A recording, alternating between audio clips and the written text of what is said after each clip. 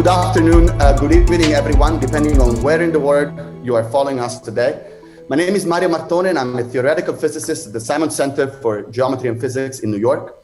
And I'm also a co-founder and a leader of Scientists for Palestine, the organization that has the pleasure of organizing today's incredible webinar discussing the challenges and opportunities for science in the West Bank and Gaza, which opens the second day of the Science, Technology, and Human Rights 2020 conference organized by the AAAS, which we thank deeply for the opportunity that they give us today. So before we start the incredible discussion today, I want to just give you a few slides, a few information about Scientists for Palestine, the organizations that I'm part of. So Scientists for Palestine was created in 2015 by a collective of theoretical physicists and grew in just 5 years into an organization with nearly 100 members worldwide. And our main goal can be summarized in these few words, that we want to promote science and support the integration of the occupied Palestinian territories in the international scientific community. What do we do? Well, we have organized multiple things. We have done a series of Palestinian advanced physics schools that have been tremendously successful. The first one was in 2016 at the Arab American University in the West Bank. We had two more in 2017 and 2019, and we have many more organized for the future. The first were in physics, but we hope to really branch out in many other subjects. We also organize incredibly successful international meetings on science in Palestine. The first one in January 2018 at the University of Cambridge in the UK.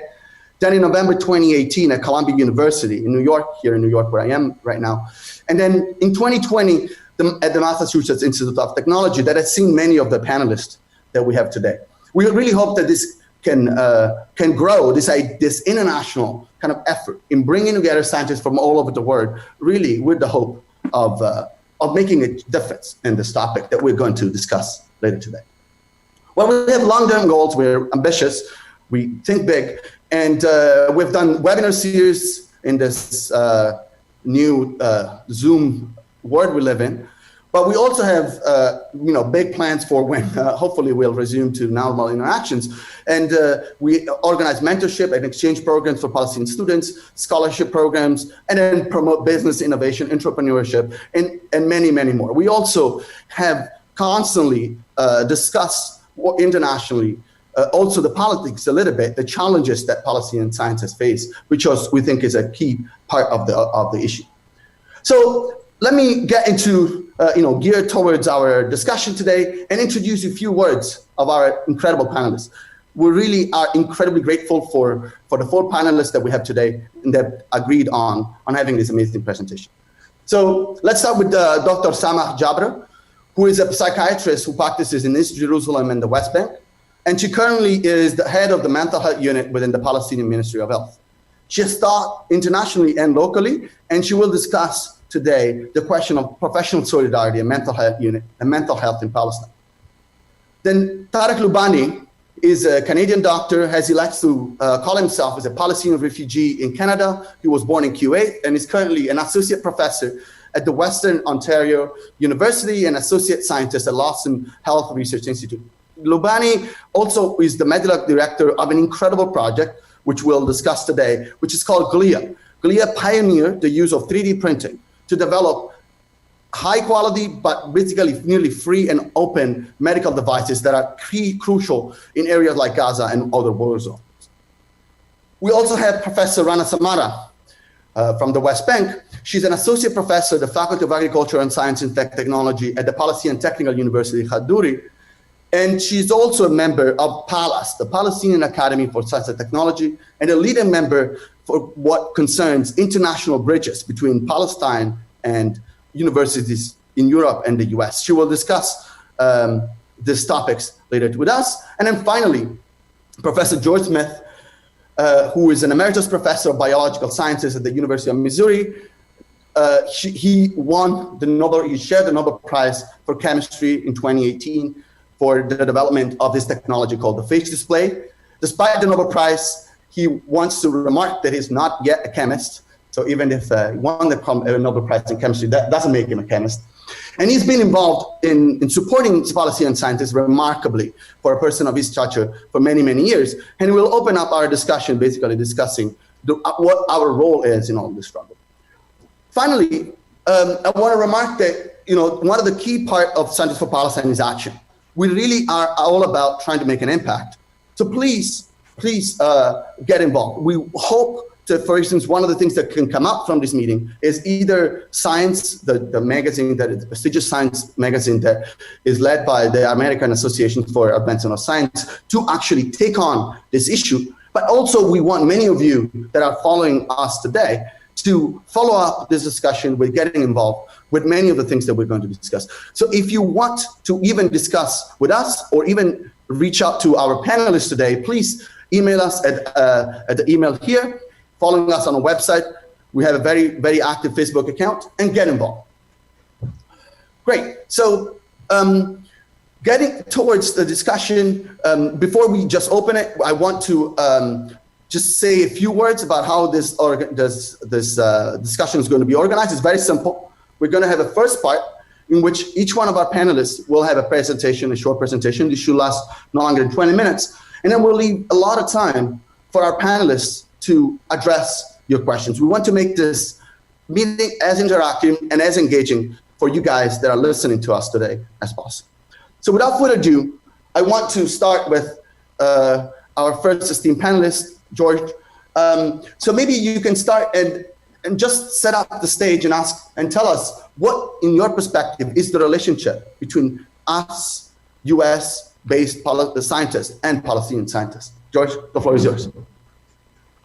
Well, we're colleagues, of course. We're all part of the great global community of science, but there's something special about science in the West Bank and Gaza, which is the reason that it's in a conference on science and human rights.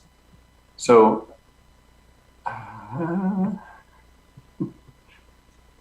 so let's start with the West Bank. So the West Bank, in the West Bank, there are 3 million Palestinians who, since 1967, have lived under a harsh Israeli military dictatorship.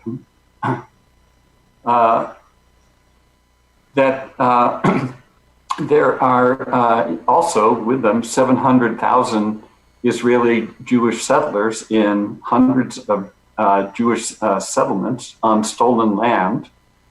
And this occupation, this military dictatorship has featured especially relentless attack on academic freedom over the entire time. And I know that Zamara and Samah will, who've experienced this at firsthand, will talk about that. So moving on to Gaza, I've used my special powers to create a new island in the Eastern Mediterranean called Detroit, with the same size and shape of as Gaza, and this is to emphasize that Gaza is no bigger than the city of Detroit, but it has 3 times the population, 2 million Palestinians who now are imprisoned in a huge concentration camp. And I'm using the term concentration camp not in the sense of the Nazi death camps, but as it was originally used in the Boer Wars, a place to warehouse unwanted people that you can't expel and you don't dare kill. Since 2007, it's been subjected to a crippling military blockade imposed by Israel and Egypt. And just to give you an idea of what that blockade is like, Israel allows a single truckload of goods in the Gaza Strip per year for every 40 Gazans. I don't know what that number is for the city of Detroit, but I'm sure it's at least 1 truckload per year for every citizen of Detroit. And since 2007, Israel has launched 3 savage military assaults using advanced weapons supplied by and partly paid for by our own country, the US. So I just would like to emphasize that we US scientists are influential citizens of the indispensable enabler of this oppressive regime. It's on us to help Palestine liberate itself from this oppressive regime and especially in particular, liberate its scientific culture. Thank you. Thanks a lot, George, for this incredibly powerful presentation. This really set up the stage to hear maybe Sama, I mean, of course, you have experienced firsthand the situation that George has briefly outlined, and in particular, I mean, regarding mental health. And you have tried so much to build international collaborations and networks of solidarities despite the oppression. Maybe would you mind telling us more about it? Sama, we can't hear you. You have to unmute yourself. Yes, I'm trying to share my screen, but I don't know if, can you see the screen or not yet? Not yet, but take your time. I'm sure that our audience will be patient enough. It's not shared by anyone else. Let me make sure, because I'm trying to share it and for some reason I can't share it. No worries. We have time to wait for longer. So, what's the problem? Is there anything we can try to address it live? So maybe I can. You have a copy of my slides. Can you share them, or shall I present without sharing the slides? Is your share button not working, or? Yeah, I click on the share button, but it's not sharing. Okay, let me immediately try to address that. Okay, I think it's working now. Great. So, Sana, again, okay. No worries. Thank you very much. I'm happy to be with you today and to talk to you about the challenges for mental health workers, about professional solidarity as an intervention for collective trauma and fragmentation in Palestine. Let me start by explaining the challenges for mental health workers. It has been claimed that among countries in the Eastern Mediterranean region, the country with the greatest burden of morbidity due to mental illness is Palestine. In another study published by WHO 2019, before the COVID, mental illness is one of the most significant public health challenges in Palestine due to the context of chronic occupation and the exposure to violence. Palestine suffers from fragmentation of services given the geographical and political fragmentation in Gaza, Jerusalem, and the West Bank. In the West Bank, there is area A and B and C, and the health system is fragmented due to that. Palestine experiences a shortage of mental health personnel. We have, for example, 10 psychiatrists for 2 million people in Gaza, 22 psychiatrists for 3 million people in the West Bank. And there is a dominance of the biomedical model that pathologizes suffering individuals and ignores power dynamics and collective aspects of our experience. NGOs exhibit a misunderstanding of the meaning of neutrality and impartiality and perceive political activism incompatible with professionalism in mental health. So our vision, we believe that human rights are essential to mental health. Mental health professionals must play a role in highlighting human rights violation in Palestine, especially in light of our commitment to a public health agenda and the moral responsibilities inherent in our professionalism. Simply in the field of medicine, when we get a child who is abused, we do the necessary medical procedure to treat the effects of the abuse, but also we have the moral responsibility to inform the authorities to cry against the abuse and stop the abuse. And the same goes for the mental health suffering. We do the necessary work to treat the effect of human rights violation, but we should be vocal about human rights violation in Palestine.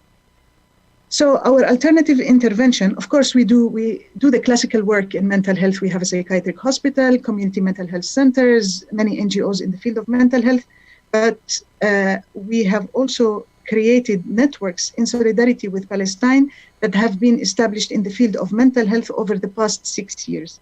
Each network operates independently in different countries, but they communicate to share ideas and strategies supporting the vision of Palestine Global Mental Health Network.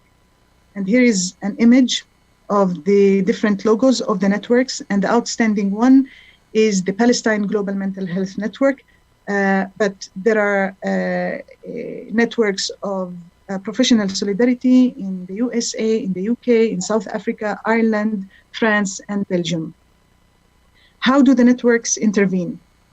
They intervene by hosting conferences and publishing statements to publicize the impact of the occupation on the well-being of Palestinians, by organizing professional study tours to Palestine, holding seminars and film screenings, contributing to both the academic literature and public media with literature regarding Palestinian mental health, addressing the process of normalization of the occupation that occurs when international mental health conferences are held in Israel, and countering attempts to whitewash colonialism, such as the courses in cultural sensitivity offered by Ariel University, which is established in a settlement, the settlement of Ariel in the West Bank, and the EARP conference in Tel Aviv. So, in reaction to the EARP conference,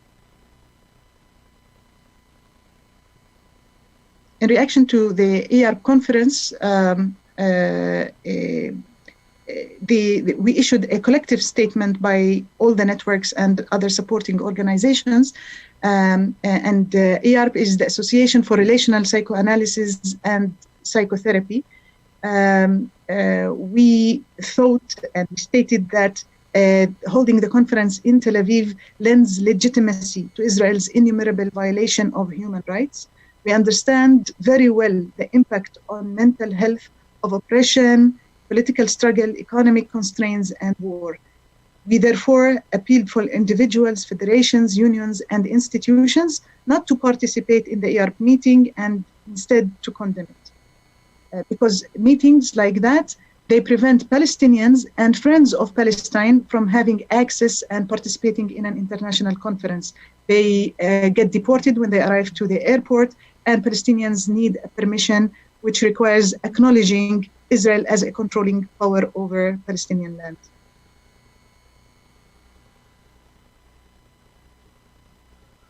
The significance of our interventions, although these networks began as professional groups focused on the violation of human rights in Palestine, they have a broad human dimension. The networks make a contribution to the theory of anti-colonial psychology and establish practical best practice parameters for community psychology in the context of political violence.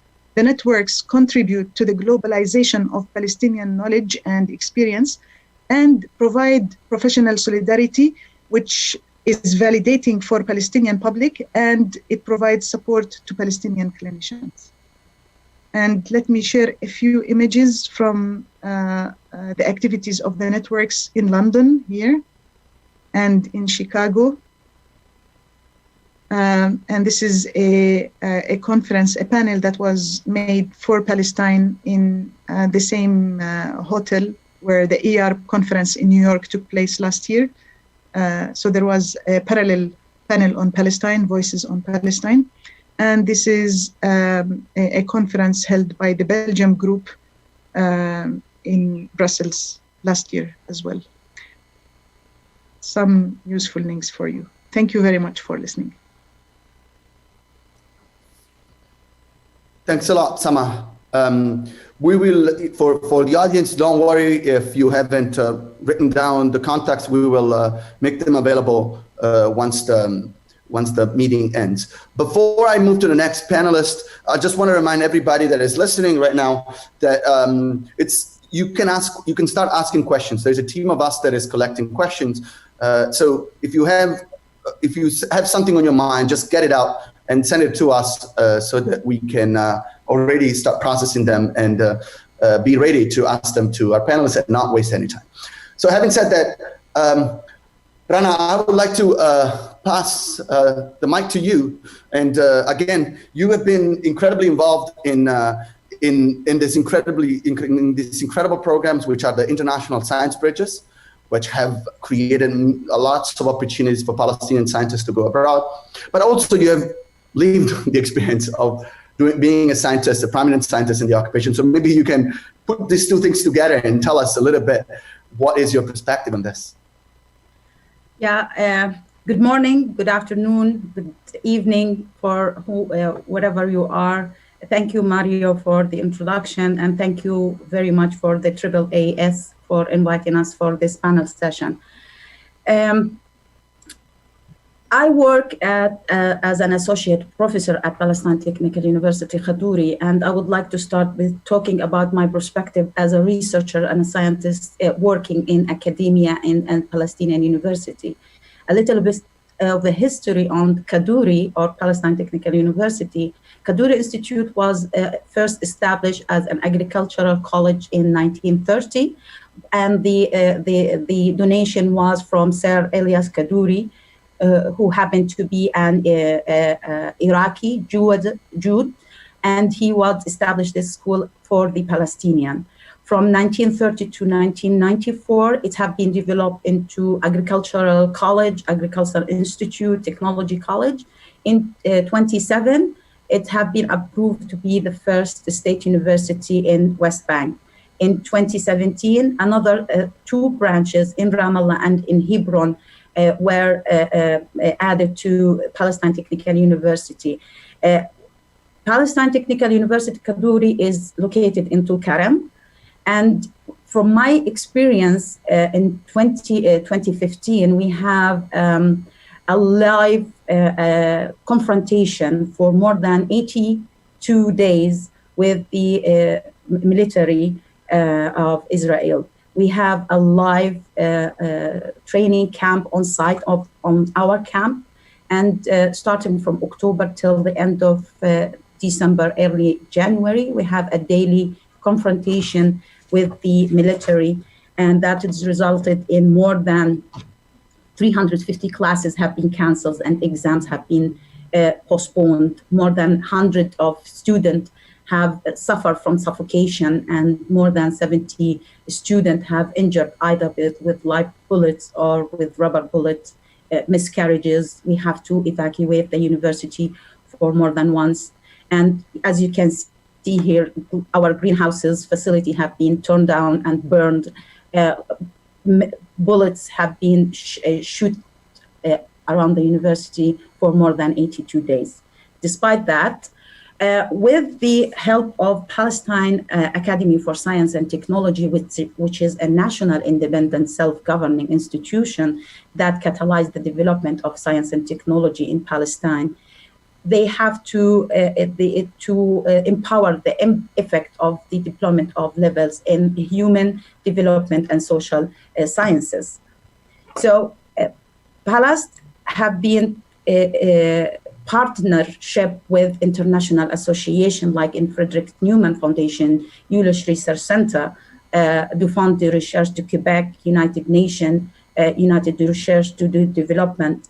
And these partners have been working with Palestine in association with the Palestinian University in West Bank and Gaza to develop a partnership and program that are most likely science bridges, science society, expatriate program, exchange program.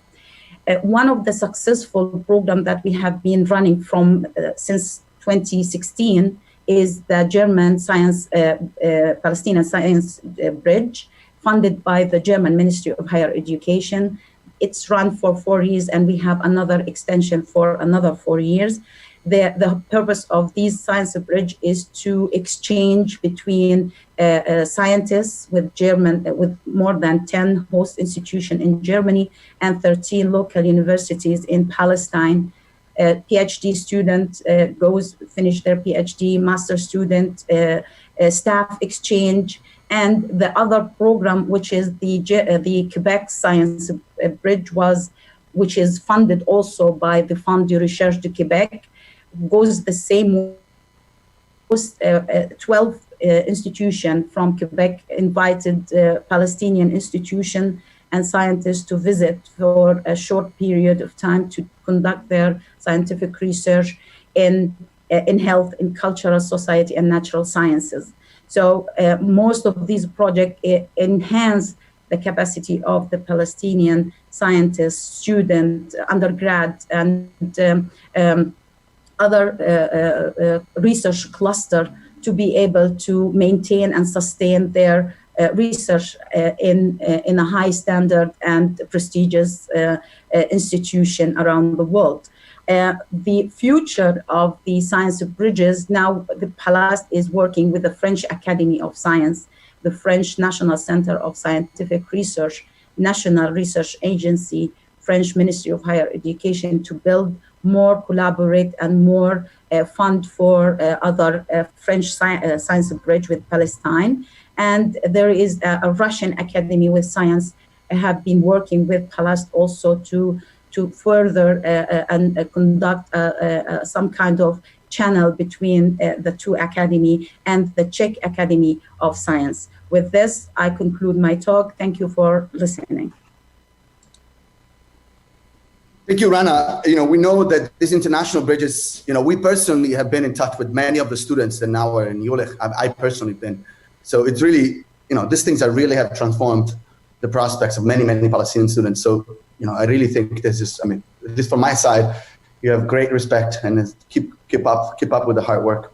Thank you. So we want to get to the last speakers, Tarek Lubani from Canada with this beautiful fireplace. I don't know if it's real or fake, but it's beautiful nevertheless. And Tarek, well, I've gave you a little bit of an introduction, but many of our speakers maybe know you already, but there's so much more to say. You've been shot in your leg while you were doing you were providing first assistance during a march of return in Gaza. And you've done so many things in your life that it's hard to keep track. So maybe you can try in a few minutes to give us your perspective and what you have learned in those amazing experiences. Yes, thank you so much, Mario. I really appreciate the introduction. So basically, we all kind of know the story of Gaza. I'm going to talk a little bit more about Gaza because that's my experience. And so we've seen the trouble, the wars, and all of the issues. But in Gaza, what we had done is we looked at the world around us that was improving in so many ways. And we thought, can we have a piece of that?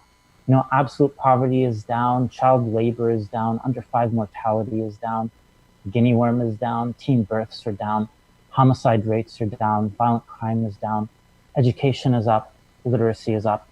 And we couldn't help but think to ourselves, why can't we have a piece of what's happening in the world around us?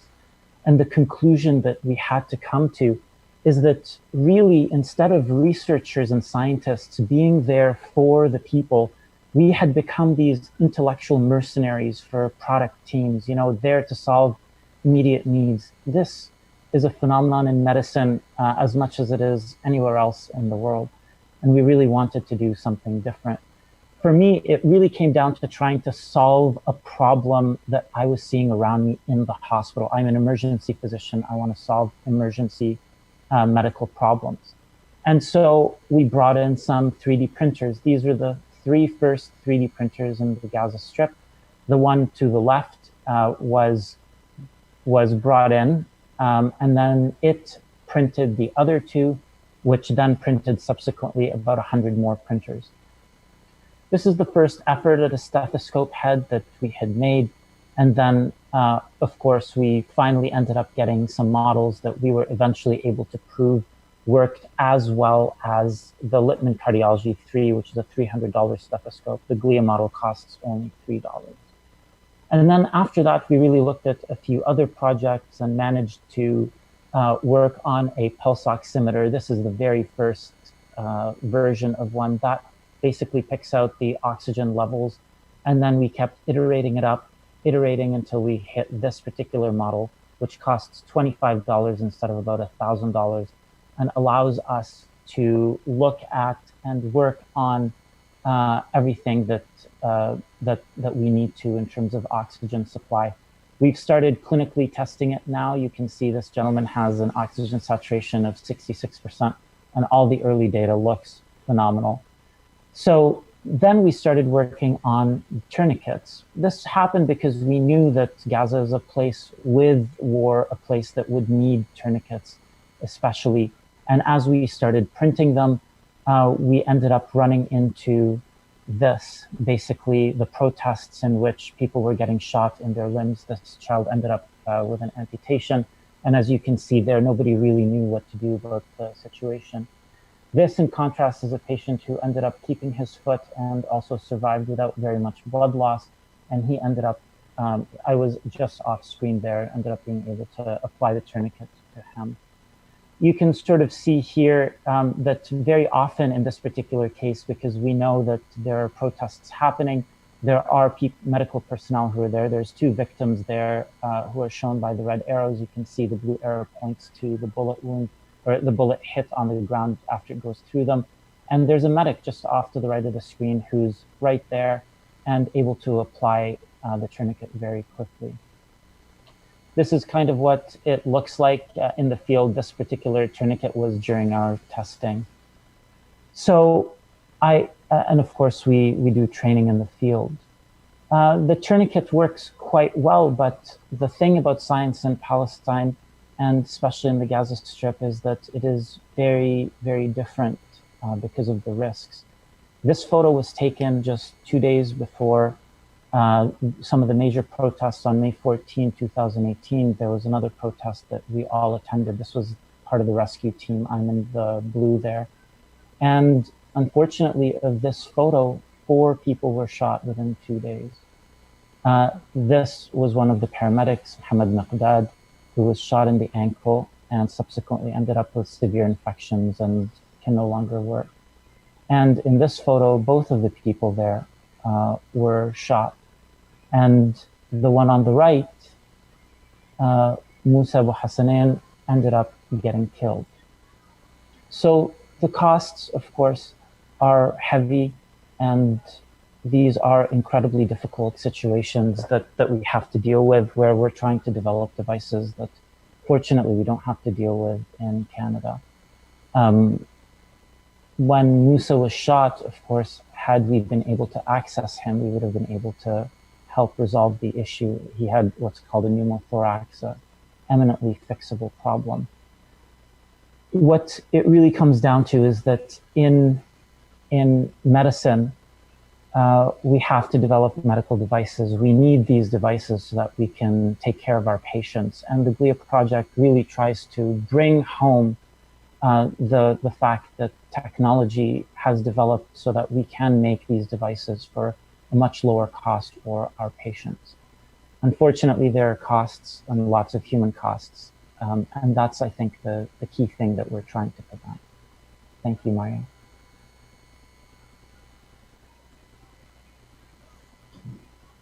Thanks, Tarek. Thank you so much for the presentation and sharing this, terrible stories, which unfortunately are, I know that you don't want to share them, but they're essential to really understand what it's like to do science in Palestine. So we want to now open the second part of the presentation. And again, let me ask people to, again, remind you that you should submit questions so we can start, have as many input from you guys attending and listening as possible. So I would like to move on to the first question. Is this coming up? Okay. And this I will actually direct to George, if I may. And there is this notion of normalization, which I'm sure many people might not be familiar with it, which is start with the notion of peace process. Maybe George, you can elaborate on this, and how that how this notion of normalization and the news about peace process with Israel and other countries, neighboring countries, affect science in Palestine. In particular, I know that you're very familiar with an article that recently was published in Nature, which is a very prominent science magazine, which really didn't do a great service to provide kind of inaccurate situations. And there's also another more absurd and kind of extreme example, which is the example of Ariel University, mentioned in passing, but Sama, a university which is built in the occupied Palestinian territories, and it's keep referring as Israel in even prestigious international magazines. So maybe you can elaborate how this lack of accurate information and actually depiction of reality impacts us all, and in particular our colleagues in Palestine and their ability to do science. Well, if we have another hour and a half, I can begin. But Samah has already brought this subject up when she was talking about NGOs and meetings in Tel Aviv and so on. So normalization really refers to events that legitimize this oppressive regime by hiding it from view. So making this seem like a completely normal situation, a normal relationship between the oppressor and the oppressed, when it's absolutely abnormal. That's the general idea of what we object to in this kind of event. Normalization, events that hide the oppression and make it seem like it's normal, it's everyday, it's something that's completely acceptable. So the peace process, let's not talk first about the peace process, but about the normalization that we've seen just recently with these supposed peace accords between Israel and Bahrain and the United Arab Emirates. These are peace accords between Israel and two really allies of Israel that Israel is not, is been at peace with all along. And that's because these Gulf monarchies, these dictatorships, have long seen Israel as a partner for gaining weapons and as for joining them in their joint effort to reduce the influence of Iran. This has nothing to do with peace, but it makes it seem like peace. It makes it seem like we're making progress.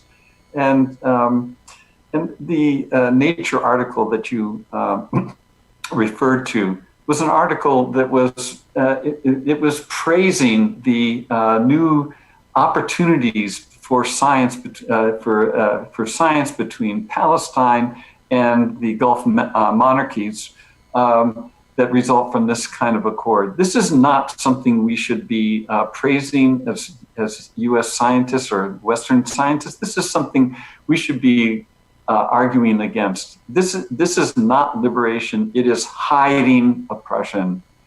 The peace process is a completely different thing. The peace process has been a cover, a very thin veneer of progress towards peace over a system that has allowed the progressive dispossession of the Palestinian people to progress. And this has happened in the West Bank with more and more settlements, more and more caging in of Palestinian people, more and more dispossession, removing them from places that Israel wants into other places. And this is absolutely not a peace process. The Oslo Accords were a trap for the Palestinian people. And it was a trap that we should be ashamed that our country was one of the chief sponsors for. Thanks, George. Of course, if I may, if there's no other inputs from my panelists, I'll move to the next question, since we have a lot of questions coming up, which maybe Tarek, you can take this one. We got it from our audience that says that human rights include freedom of speech, freedom of and from religion, LGBTQ, and just clarify on those human rights. Yeah, absolutely. I mean, these are, when people talk about human rights in Gaza, the West Bank, and Palestine, whatever the term is, usually I would say in Israel and Palestine, they're talking about all of the human rights, every single one of them. And I think in terms of these particular issues, sometimes what we hear is them being used as a cudgel against people who are advocating for freedom from occupation. So people say, oh, well, I mean, you're talking about human rights, but what about the gay rights situation in Israel and Palestine? Well, I was jailed in Egypt, and the person I went to jail with was a big gay rights activist because we were going into Gaza to work on a gay rights project. Yeah, I get it. There's a huge need for work on gay rights issues. But if you look at gay rights and sexual diversity groups, like Al-Qaws Center, for example, in the West Bank, what do they ask for? An end to the occupation. And when you look at people who talk about freedom of religion, what do they ask for? An end to the occupation. 30% of Palestinians are Christian. And so they're not interested in Islamic extremism any more than I am or any of us are. When we talk about freedom of speech and some of the authoritarian tendencies of the Palestinian Authority in the West Bank or Hamas of Gaza, what do those groups ask for, the groups for human rights? They ask for an end to the occupation.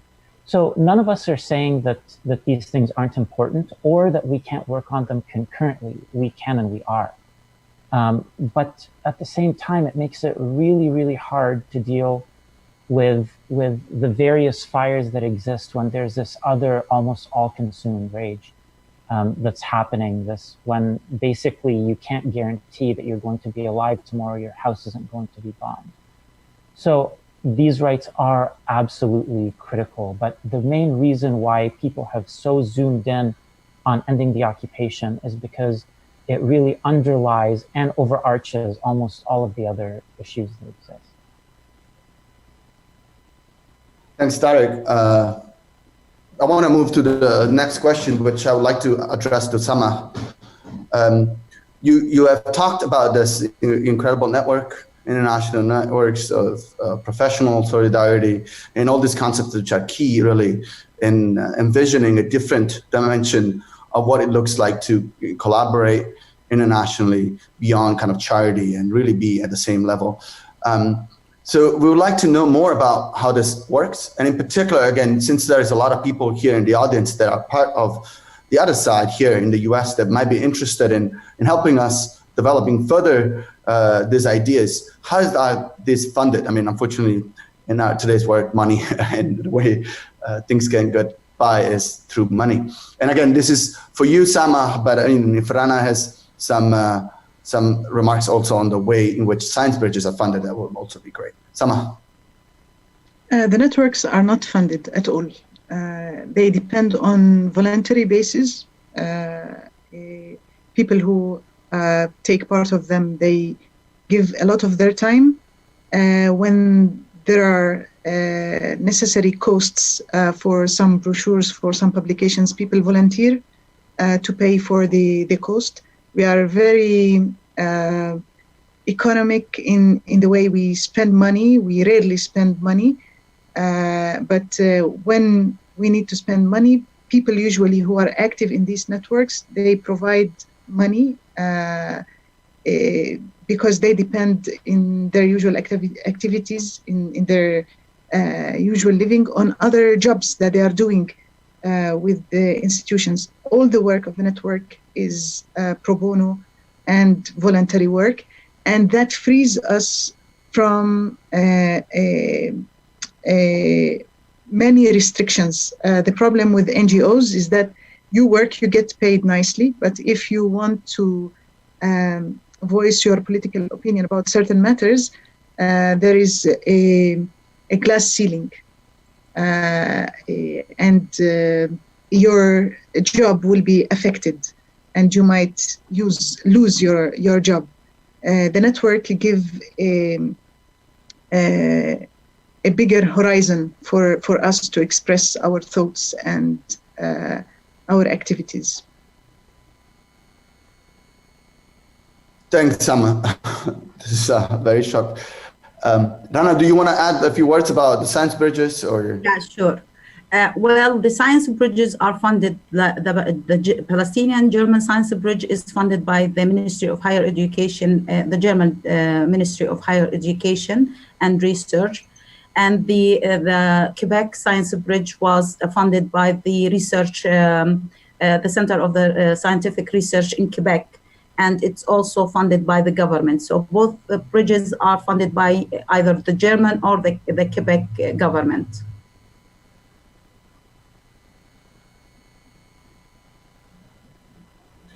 Thank you. And the German, as far as I remember, the German agreement is of the order of 5 million euros. Is that right?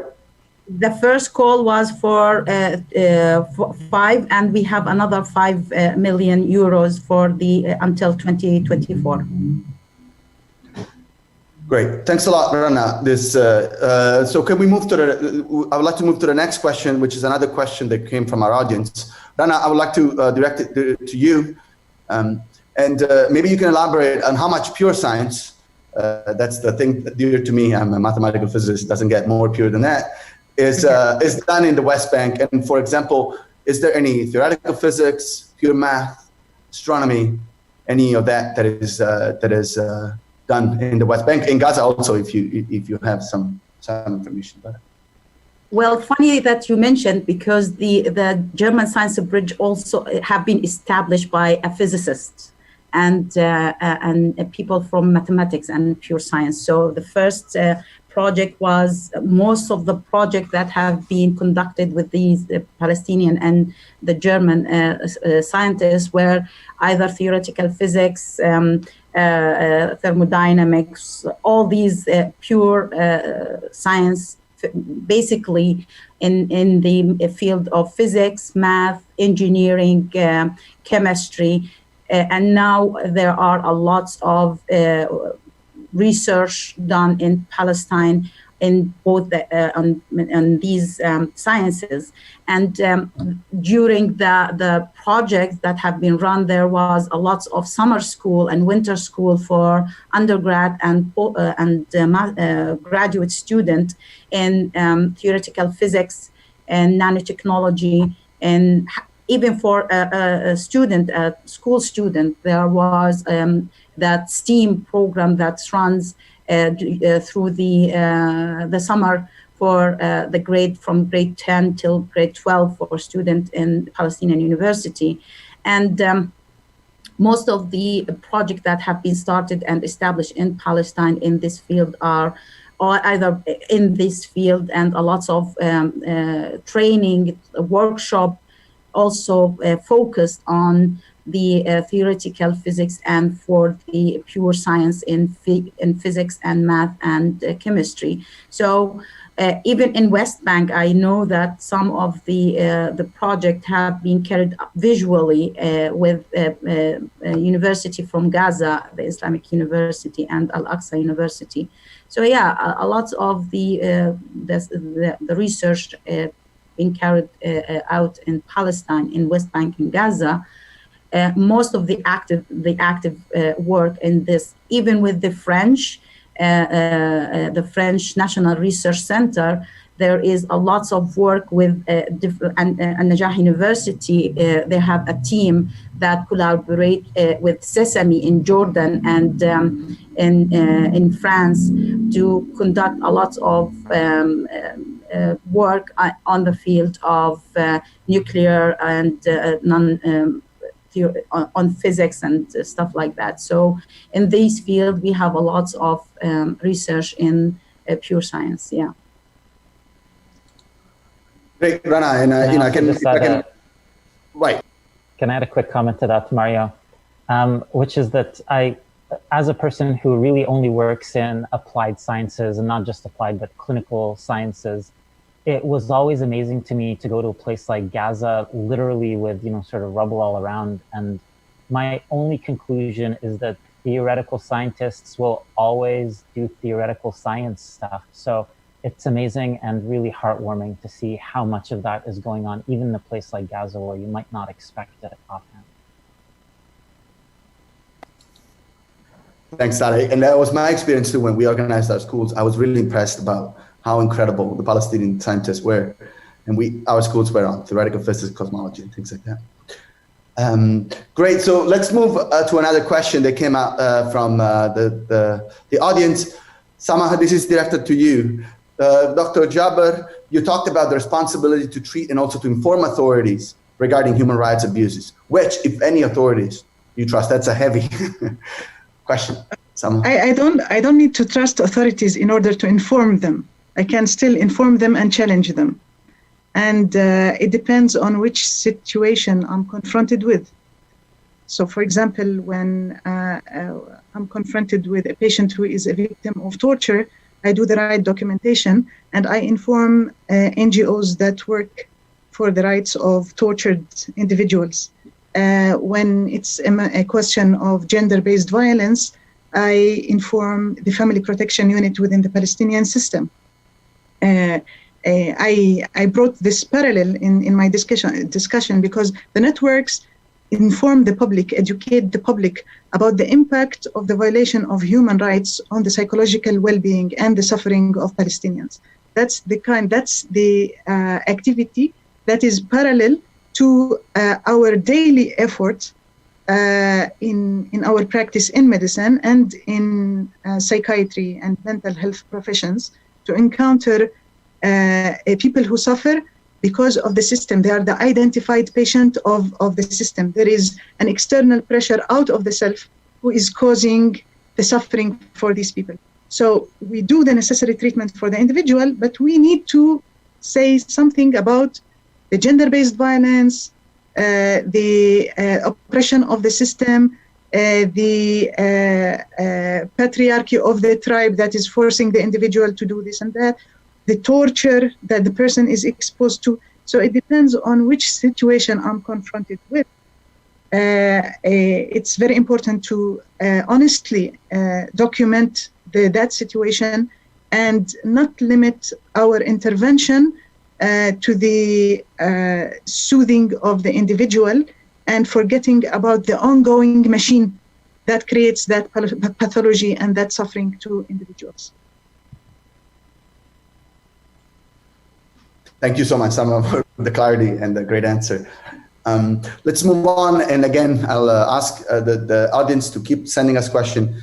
Our speakers will love to address any doubts you have, any comments, any questions. George, I would like to pose the next question to you. People probably might be wondering, how did you get involved in Palestine issues? And what things you have done, what's been your experience, and what do you think scientists, Western scientists especially, can do? Well, personally, I came to this from a Jewish point of view. I'm a member of Jewish Voice for Peace. I should say that I'm not a Jew, but I'm Jewish, meaning that I married into a Jewish family, and it's my adoptive, one of my most important adoptive communities in the U.S. But when I became really interested in Jewish issues, especially when our kids were preparing for their bat mitzvahs, I started being educated about what's happening in Palestine. I was really appalled, and it seemed like a blot on Judaism in general to be willing to accept this. So that was my introduction, and I would say that I probably read overwhelmingly Jewish writing on this issue, and you might be surprised to know, some people might be surprised to know, that it's by no means anything like uniformly supportive of the oppressive regime in Palestine. And I'm sorry, what was the last part of that question? It's not on the screen. Yeah, the last part of that question is, so what have you done so far, and what can scientists do? What international scientists, especially Western scientists, can do from your perspective? Well, I think that Mario, you and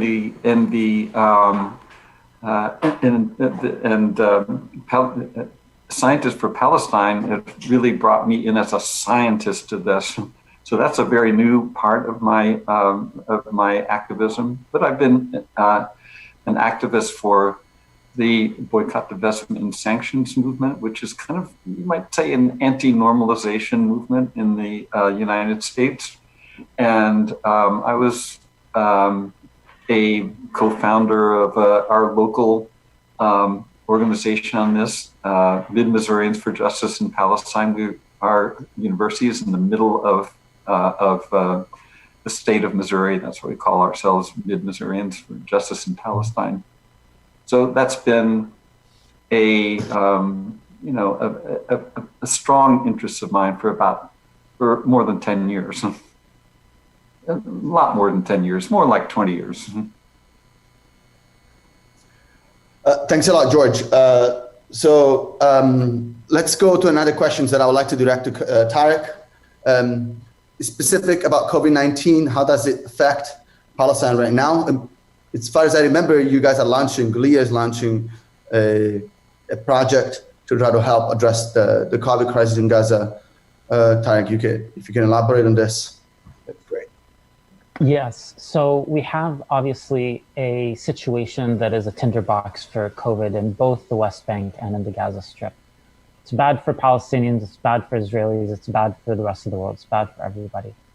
But unfortunately right now, the Israelis and I guess the Egyptians have to take some blame for this, haven't really allowed the Gaza Strip to respond in a way that we all know. So for example, PPE is basically unavailable in the Gaza Strip right now, which is incredible.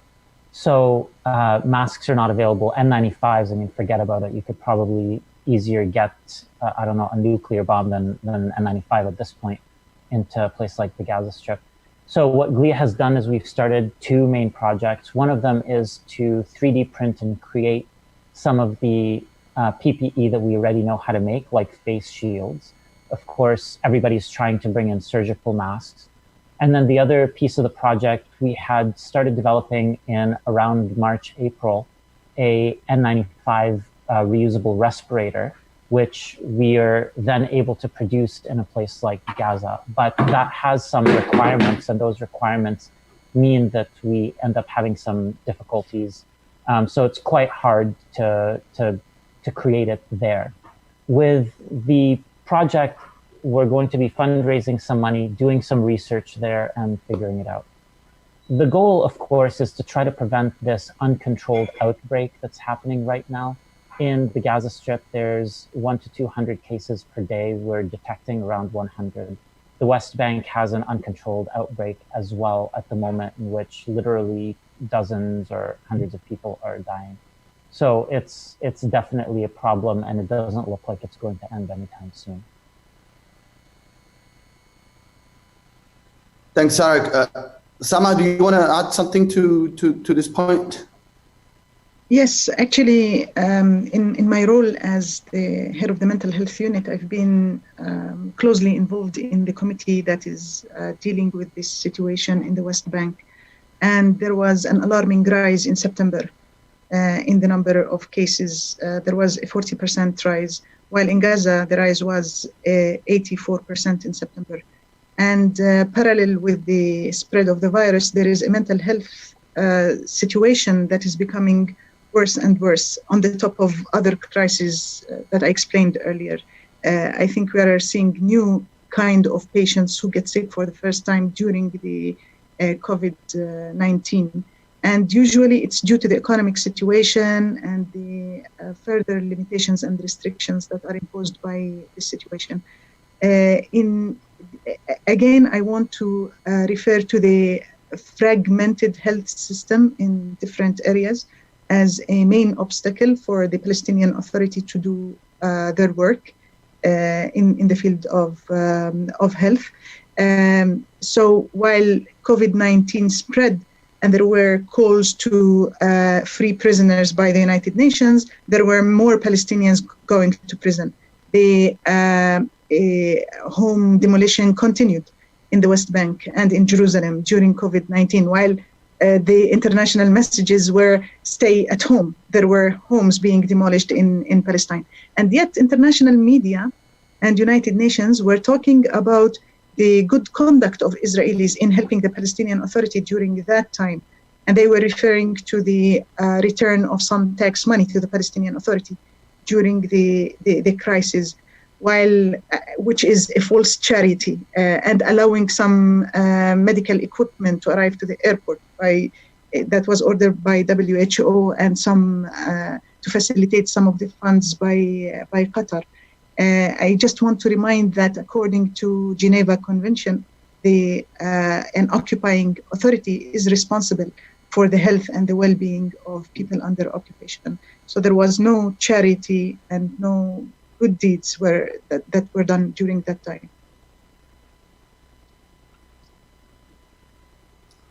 Thanks, Rana. We have a few more questions. The next one, George, since you mentioned it, maybe you should be the one following up on this. There was a question from the audience that asked if you could please comment on the campaign for an academic boycott of Israel. Well, every Israeli academic institution is complicit in the occupation and other aspects of dispossession and oppression of the Palestinian people. That doesn't mean that individual academics in Israel are. Some of them are actually our allies in this campaign. So the academic boycott of Israel boycotts complicit institutions. So that means don't go to the meetings, don't go to their meetings. If they try to co-sponsor a meeting in our country, we should protest against that. We should protest against any kind of cooperative arrangement between our academic institutions and academic institutions in Israel.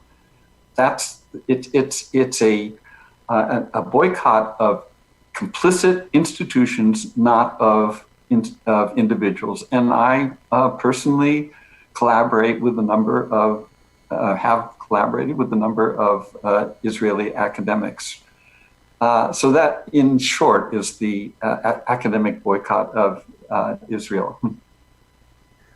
So maybe, George, sorry to follow up with this, but maybe you can make clear to the audience what are the, boycott until what, in the clear demands of this boycott, and you can elaborate on what are the demands.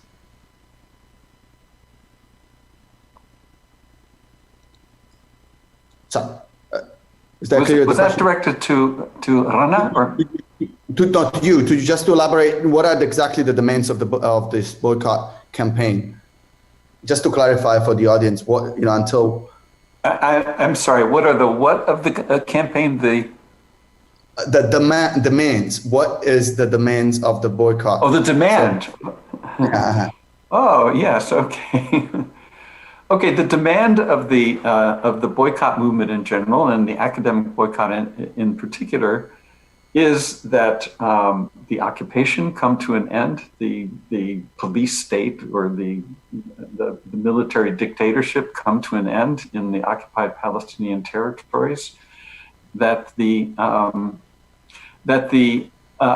Palestinian citizens of Israel, we haven't talked about them, but they have lived under a highly discriminatory regime since 1948. They are the remnants of the Palestinian people who were 83% of whom were expelled by Israel from the part that became the state of Israel in 1948. And the third is that those people that were expelled and they're from the entirety of the of historic Palestine in 1948 and since, and their descendants have a right to return to their homeland. Those are the three fundamental demands of the academic boycott and of the boycott, divestment, and sanctions movement in general. And these are completely uncontrovertible human rights that what would be the argument against them? These are the really almost obvious, not almost, they're obvious demands of just basic human rights. Thanks, George, and sorry for the misunderstanding. So we're getting towards the end. I have one more question for Rana. I mean, this is something that we haven't really discussed, though. it's central in the way things work in the West Bank. So one of the questions was, could you please comment on your experience with checkpoints, which are all over the West Bank, and in particular how that affects the freedom of movement in Palestine? And since we are in this conference, we would love to hear how that relates particularly to how science is pursued in Palestine. So I don't know if most of the people know how many checkpoints we have in West Bank and Gaza. So, for example, I live in Tourniquets, and if I want to go to Nablus, which is almost like 11 kilometers, which is probably 7 miles, I have to use. There is more than 3 checkpoints. One is active, and 2 have been disactivated. And this is one example. So the checkpoint most likely is very difficult for people movement if we moving from south to north of West Bank, especially if you're heading toward Bethlehem and Hebron in the south. There is a very awful checkpoint they call it in the south toward Hebron and Jerusalem, and most of the time you are expecting delays for more than 3 hours. So if I would like to go from Tourniquets to Hebron, which is almost like 55 miles away in the distance wise, I probably need more than 4.5 hours for the road due to that checkpoint. So mobility is really restricted due to these awful checkpoints, which is most of the time make the movement and people who would like to go and visit different institutions, even for students, to be able to go study on a different university is very difficult. So a checkpoint from the perspective of scientists, I couldn't go to Hebron like only once or twice, and it was only because I have to go. Otherwise, I don't like to go put myself on this experiment because it is really not a pleasant experience that you would like to go. You have to drive for 4 hours and another 4 hours to come back.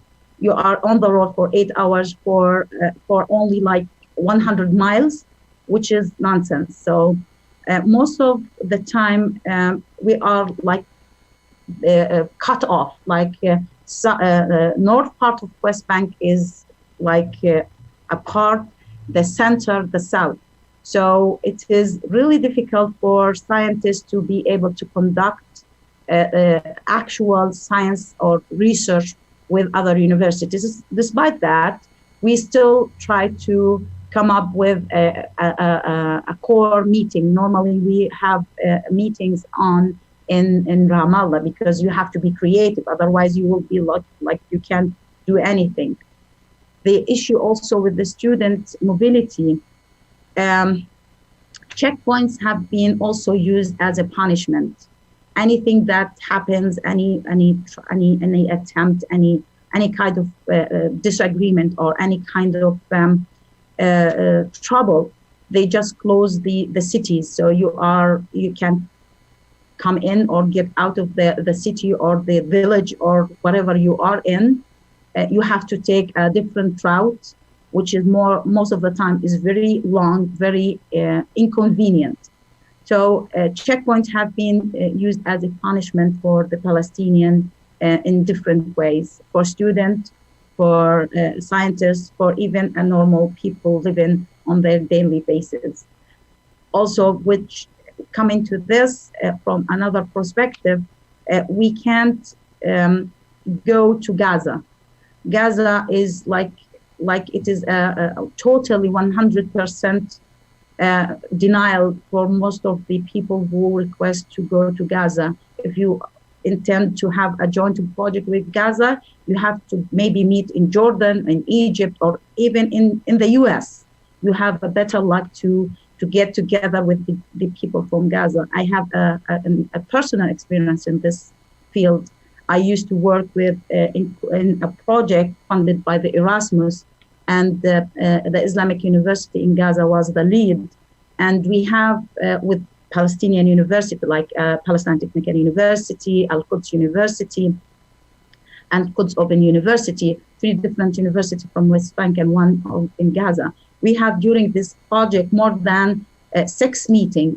The Gazan scientists, they couldn't attend any of the meeting except for one that took place in Belgium, which was after a lot of negotiation to get the people out of Gaza. So it is totally different. Maybe Tarek can elaborate also on the checkpoint or the siege that they have in Gaza more, because he lived it. But I read about it, I see it. I didn't have the chance to visit Gaza, despite how long I've been in West Bank.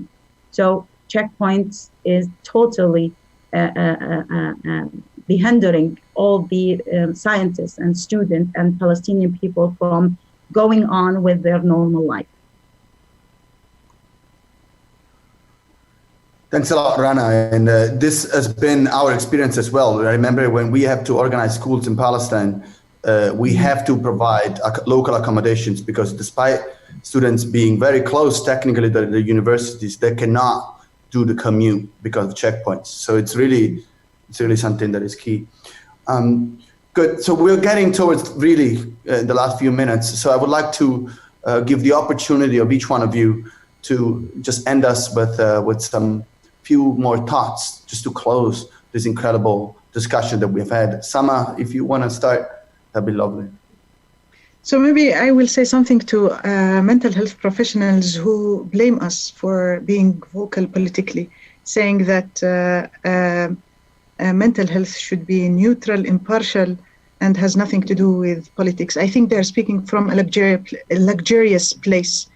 In Palestine, the political becomes very personal and psychological when the political situation invades our bedrooms and spies on our phone calls with our dear ones. It gets very, very personal and very, very psychological.